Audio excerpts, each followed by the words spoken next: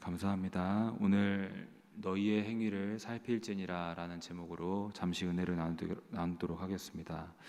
지난 시간 우리는 예루살렘 성전이 무너지고 황폐해져 있는데도 성전 재건을 미루는 이스라엘 백성들의 모습을 함께 살펴보았습니다. 성전 재건을 미루고 재건하지 않은 채 16년 가까이 미루고 있는 이스라엘 백성들을 향해 하나님은 뭐라고 말씀하셨는지 2절의 말씀을 읽어보면 이렇게 기록이 되어 있습니다. 만군의 여호와가 이같이 말하여 이르노라. 이 백성이 말하기를 여호와의 전을 건축할 시기가 이르지 아니하였다 하느니라. 이게 무슨 말인가요? 하나님이 그들에게 하시기를 너희들은 지금은 하나님의 전을 건축할 시기가 이르지 않았다 변명하고 핑계하는구나, 이런 식으로 말씀하시는 것입니다. 이스라엘 백성들은 우리는 지금은 때가 아니다, 지금은 성전 건축을 하지 않아야 될 때다 라고 하면서 자꾸 미뤘던 것이 16년 가까이 그렇게 이어졌던 것입니다. 여러분, 우리는 만약 하나님께서 주신 사명이 있다면 변명과 핑계를 거두며 주를 위해 일어날 때임을 고백하며 사명 감당해야 될 줄로 믿습니다. 그리고 또 주님은 이어서 학개를 통해서 말씀하십니다. 3절의 말씀입니다. 다 같이 한번 읽어보겠습니다. 여호와의 말씀이 선지자 학개에게 임하여 이르시되. 아멘.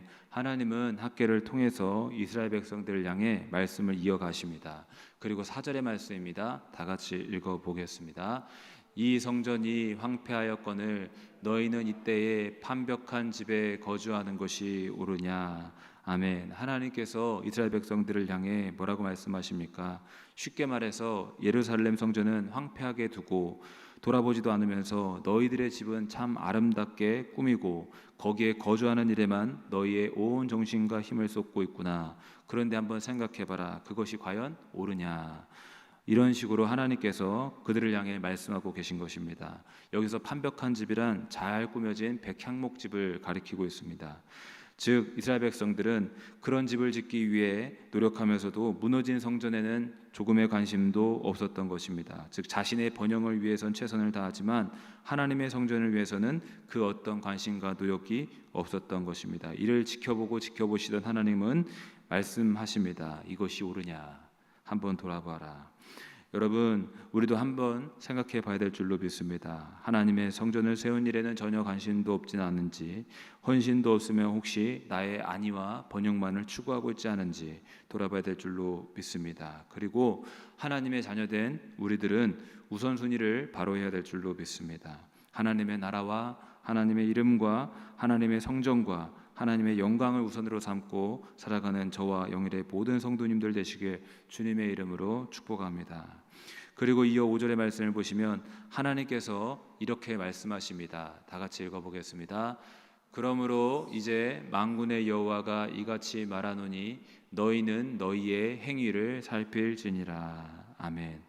하나님께서 이같이 말씀하십니다. 너희의 행위를 살필지니라. 너희들이 과연 어떻게 살고 있는지 스스로를 살펴보라는 말씀입니다. 여러분, 우리 역시도 하나님을 위한 마음을 품고 하나님 앞에서 합당한 삶을 살고 있는지, 나의 행위가 하나님께 맞춰 있는지 돌아볼 수 있어야 될 줄로 믿습니다. 그런데 우리는 이와 같은 말씀을 받으면 내가 주의 뜻과 합당하게 살아가고 있는지 돌아보는 그런 온유하고 겸손한 마음이 있는 반면에, 또 어떤 이들 가운데서는 하나님 앞에서 자신의 삶과 행위를 살펴보라는 말씀을 들으면 손사래를 치면서 그럴 필요가 없다고 말하는 경우도 있습니다. 그러면서 하는 변명과 핑계가 뭐냐면 믿음, 오직 믿음이면 됩니다, 이렇게 말을 합니다. 주를 위한 삶과 행위는 터부시합니다. 그러면서 그들이 말하기를 어차피 우리는 하나님 앞에서 완벽하게 살 수 없다, 이런 우리를 위해서 예수님이 오신 것 아니냐, 그분의 은혜를 바라며 사는 것이지 어떻게 주님 앞에서 다 순종하며 사느냐라고 합니다. 물론 우리는 참 연약합니다. 주님의 뜻대로 살려고 하여도 때로는 순종하지 못할 때가 많습니다. 그래서 방금 했던 그들의 말처럼 연약해서 주 뜻대로 못 산다 생각하고 싶을 때도 많습니다. 그러나 그렇다고 해서, 우리가 연약하다고 해서 주님께 불순종해도 되는 것은 아닙니다. 부족해도 항상 주 뜻대로 살려고 애쓰고 기도하고 성령 충만함을 구하여 성령의 도우심으로 날마다 거룩함을 이루어야 될 줄로 믿습니다. 그리고 사실 많은 사람들이 행위는 터부시하면서 믿음이면 된다, 오직 의인은 믿음으로 말미암아 살리라 이렇게 말을 하는데, 그들이 말하는 진정한 믿음은 무엇을 말하는 것입니까? 살아있는 믿음은 무엇을 말하는 것입니까? 여러분과 제가 다 고백을 하는 듯이 삶 믿음은 행함이 따라오고 삶이 따라오는 게 진정한 삶 믿음인 줄로 믿습니다. 다시 말해서 진정 살아있는 믿음은 반드시 그 믿음에 합당한 행위와 행함이 따르기 마련이라는 사실입니다. 그렇지 않겠습니까? 하나님이 살아계심을 분명히 믿는다면 하나님의 말씀을 어떻게 무시하고 살 수 있겠습니까? 절대 그럴 수 없습니다. 당연히 하나님의 살아계심을 믿는다면 삶이 변하고 행위가 달라지는 것입니다. 그래서 야고보 사도도 우리의 행함에 대해서 이와 같이 말을 했습니다. 야고보서 2장 17절에 보시면 이렇게 기록이 되어 있습니다. 제가 한번 읽어보겠습니다. 이와 같이 행함이 없는 믿음은 그 자체가 죽은 것이라. 죽은 믿음은 행함이 나타나지 않는다. 그러나 뒤집어서 생각하면 살아있는 믿음은 행함이 따라온다라는 것입니다. 여러분, 이처럼 산 믿음을 가진 자는 반드시 행함이 따라오는 것입니다. 그러면서 믿음 오직 믿음으로 산다 하면서 행함이 없어도 되는 것처럼, 행위는 아무렇게 살아도 되는 것처럼 말하는 이들의 그 말은 그릇된 것임을 우리는 분별해야 될 줄로 믿습니다. 그러므로 여러분, 하나님은 우리의 믿음 중심도 보시지만 우리의 행함까지도 달아보시고 아신다라는 것을 기억해야 될 줄로 믿고, 또 하나님은 우리가 행한 대로 갚아주시는 분이라는 사실도 우리가 기억해야 될 줄로 믿습니다. 마태복음 16장 27절에는 이렇게 기록이 되어 있습니다. 다 같이 읽어보겠습니다. 인자가 아버지의 영광으로 그 천사들과 함께 오리니 그때에 각 사람이 행한 대로 갚으리라. 아멘. 예수님께서 분명히 말씀하시기를 그때에 각 사람이 행한 대로 갚으리라, 갚아주리라. 그래서 로마서 2장 7절에도 보시면 이렇게 기록이 되어 있습니다. 다 같이 읽어보겠습니다. 참고 선을 행하며 영광과 존귀와 썩지 아니함을 구하는 자에게는 영생으로 하시고. 아멘. 하나님은 선을 행하며 주를 위해 헌신과 충성을 다한 자에게 반드시 하늘의 상급과 또 이 땅에서도 때를 따라 돕는 은혜를 더하여 주실 줄로 믿습니다. 그러므로 오늘 이 시간 우리가 믿음의 길을 살아가면서 나의 행위가 혹시 하나님과 어긋나 있지 않은가, 하나님의 뜻대로 순종하며 살고 있는가, 또 스스로를 돌아보시고 만약에 그렇지 않다면 회개하고 하나님의 뜻대로 살아가는 행위가 나타나시는 저와 영일의 모든 성도님들 되시기를 주님의 이름으로 축복합니다. 마지막으로 6절의 말씀을 한 번 더 읽고 나누도록 할 텐데, 6절의 말씀 읽어보겠습니다. 너희가 많이 뿌릴지라도 수확이 적으며 먹을지라도 배부르지 못하며 마실지라도 흡족하지 못하며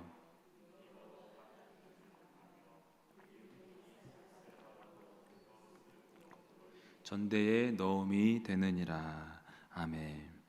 이 말씀 보시면 하나님께서 이스라엘 백성들에게 마치 이와 같이 말씀하시는 것 같습니다. 그래, 하나님의 성전을 황폐한 채 그대로 내버려두고 너희들의 일에만 몰두하며 살더니 삶에 되는 것이 있더냐, 이렇게 말씀하시는 것과 같습니다. 나 없이 나와 무관한 삶을 살더니 그렇게 너의 삶에 되는 것이 있더냐. 이스라엘 백성들은 성전 재건의 사명을 관두고 하나님을 우선으로 삼는 일에는 관심도 헌신도 없이 자기 집 꾸미는 데에만 열중하고 배부르게 먹고 마시는 일에만 몰두하며 씨를 뿌리며 수확을 얻는 일에만 열중하고 돈을 저축하고자 했지만 이상하게도 남는 게 없었습니다. 6절 하반절에 보시면 일꾼이 삭슬 받아도 그것을 구멍 뚫어진 전대에 넣음이 되느니라, 이렇게 기록된 바와 같이 구멍 뚫린 자루에 돈을 넣는 것과 같이 그들의 인생은 오히려 허전하고 남는 게 없는 인생이 되어버렸던 것입니다. 여러분, 이게 참 이상합니다. 나만 열심히 수고하고 일찍 일어나 수고하고 늦게 누울 때까지 수고하고 열심히 일하고 또 많은 것들을 저축하면 많이 풍성하고 번영할 것 같은데 오히려 부족한 것밖에 없었다는 것입니다. 여러분, 이게 하나님 없이 살아가는 인생을 잘 보여주는 말씀인 줄로 믿습니다. 그래서 시편 127편 1절에도 보시면 이와 비슷한 말씀이 있습니다. 하나님이 없으면 소용이 없다라는 것을 이 말씀도 보여주고 있습니다. 한번 다 같이 읽어보겠습니다. 여호와께서 집을 세우지 아니하시면 세우는 자의 수고가 헛되며 여호와께서 성을 지키지 아니하시면 파수꾼의 깨어 있음이 헛되도다. 여기서 무슨 말씀을 하고 계신 것입니까?